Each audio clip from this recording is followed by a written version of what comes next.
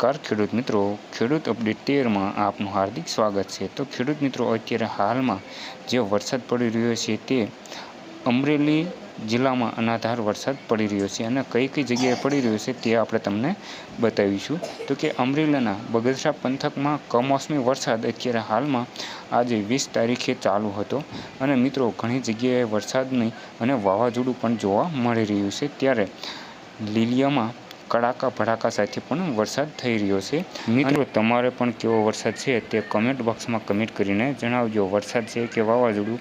અમારે પણ વાવાઝોડું થોડું હતું